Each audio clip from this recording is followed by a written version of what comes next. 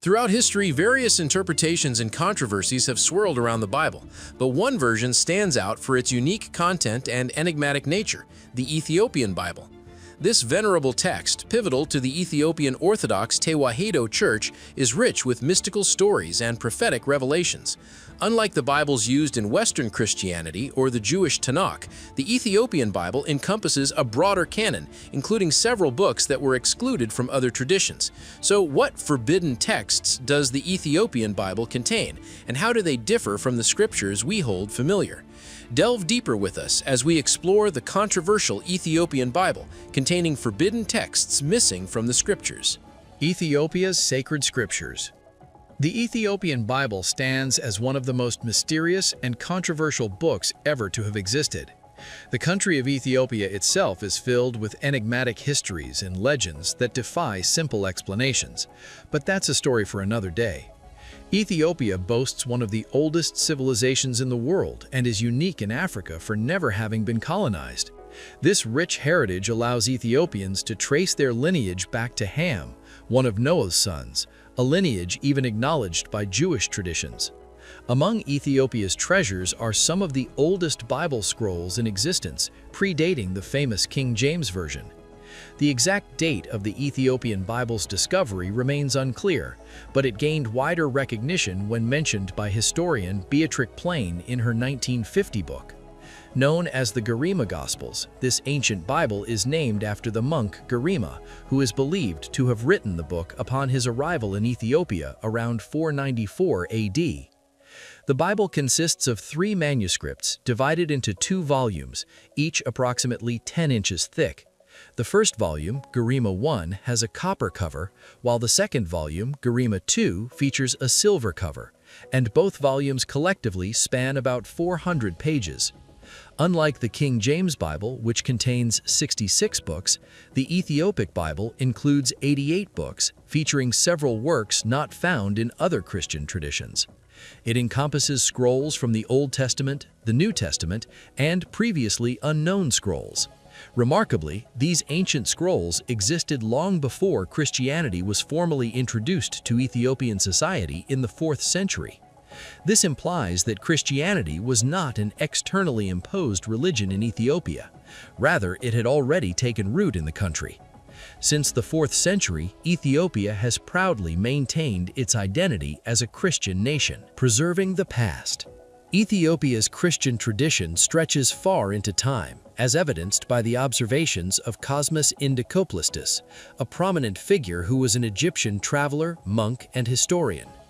Cosmas Indicoplistus, during his visit to Ethiopia in the mid-6th century, Cosmas documented a vibrant Christian nation. His observations revealed a welcoming land that had opened its arms to countless Christian refugees seeking sanctuary from persecution in kingdoms hostile to their faith.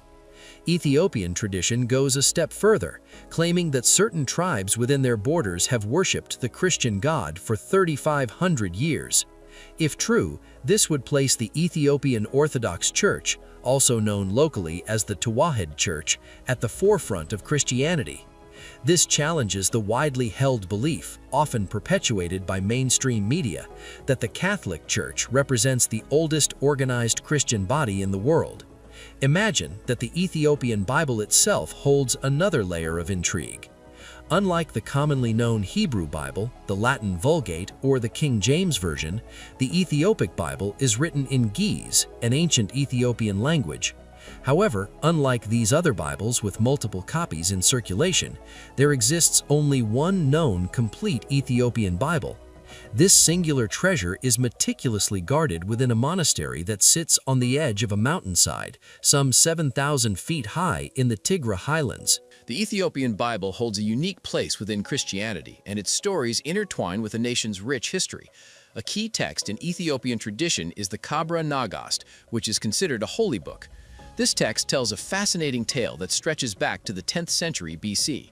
According to the Kabra Nagast, a legendary Ethiopian ruler embarked on a journey to Jerusalem, seeking the wisdom of the famed King Solomon. This Ethiopian ruler is often identified with the Queen of Sheba, a figure referenced in the Hebrew Bible. The Kabra Nagast elaborates on this encounter, suggesting a romantic connection blossomed between the two monarchs, resulting in the birth of a son named Menelik. The story goes on to depict Queen Sheba returning to Ethiopia with their child, Menelik, who would eventually become the nation's first emperor. Intriguingly, a 2012 genetic study on the Ethiopian population yielded some evidence that lends credence to the narrative of Queen Sheba's journey to Jerusalem and a possible encounter there. The study revealed traces of genetic material suggesting intermixing between Ethiopians and people of Egyptian, Israeli, or Syrian descent roughly 3,000 years ago. This time frame coincides with the reign of Queen Sheba as ruler of the Kingdom of Sheba, according to historical accounts, adding another layer of intrigue to the Kabra Nagast narrative. Despite these compelling details and the rich heritage embedded within the Ethiopian Bible, it isn't included in the official collection of scriptures used by most Christian churches. This exclusion is even more surprising considering the lack of awareness surrounding the Ethiopian Bible, even among believers. It raises a critical question. Why has this unique and historically significant text been sidelined? To unravel this mystery, we must embark on a journey through time, delving into the historical landscape that shaped the development of the Christian canon.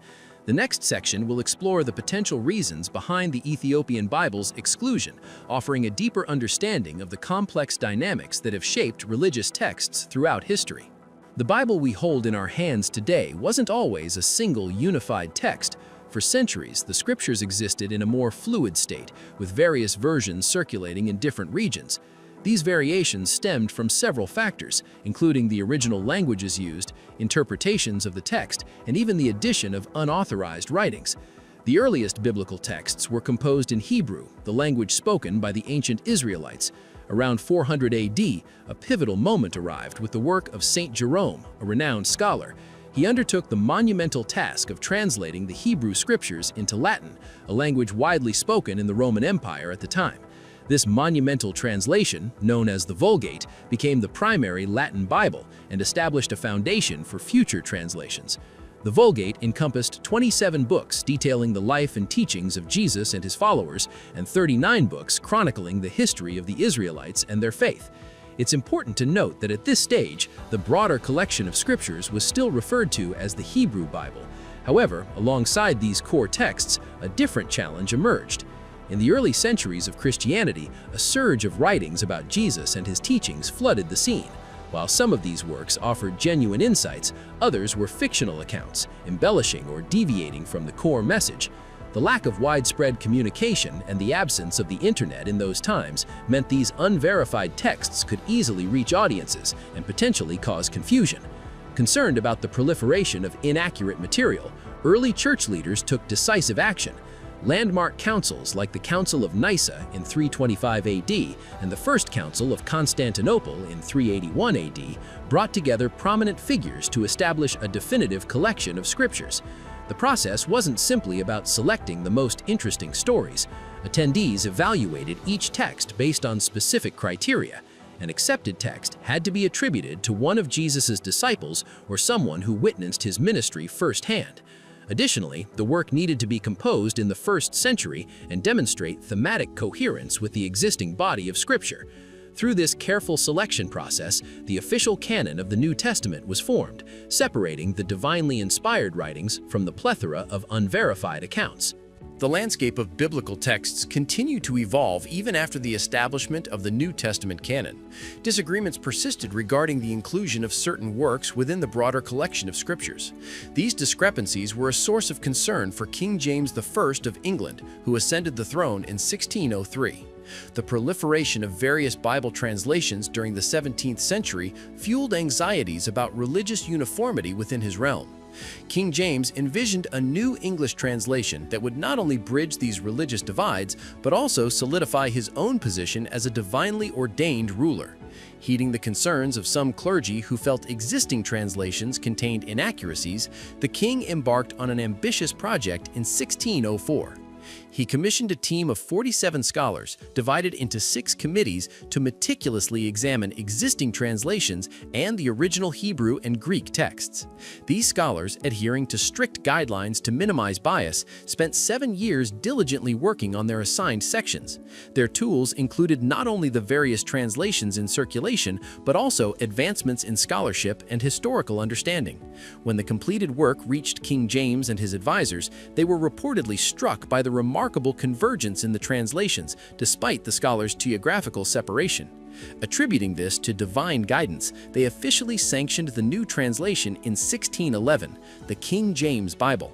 This new edition, aided by advancements in printing technology, became one of the most widely accessible Bibles of its time.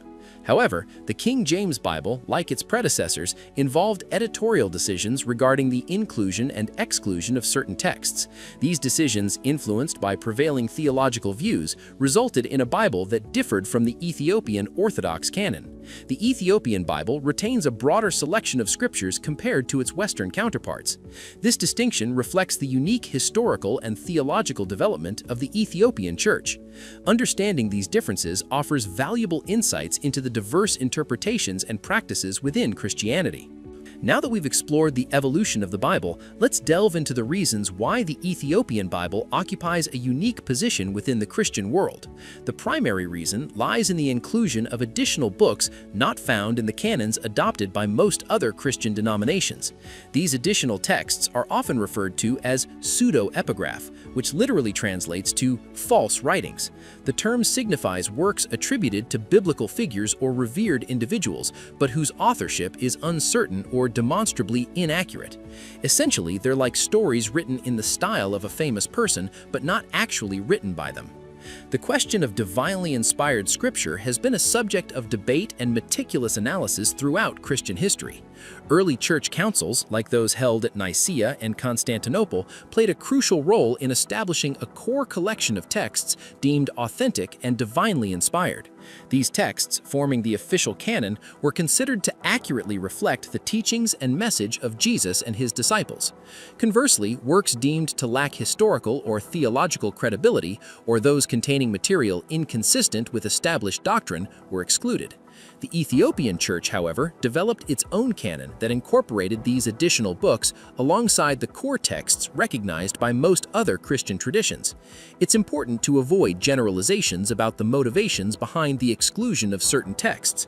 It wasn't necessarily a matter of simply weeding out evil writings. The process involved careful scrutiny based on historical context, authorship, and theological compatibility with the core beliefs of Christianity. Imagine discovering a book claiming George Washington advocated for a monarchy. Such a text, despite its age, would likely be dismissed as historically inaccurate. Similarly, early Christian scholars meticulously evaluated proposed scriptures to ensure their alignment with established doctrines. The Ethiopian Bible's inclusion of these additional texts reflects the unique historical and theological development of the Ethiopian Church. While these distinctions may lead to some confusion, they also offer a fascinating window into the rich tapestry of Christian beliefs and practices around the world.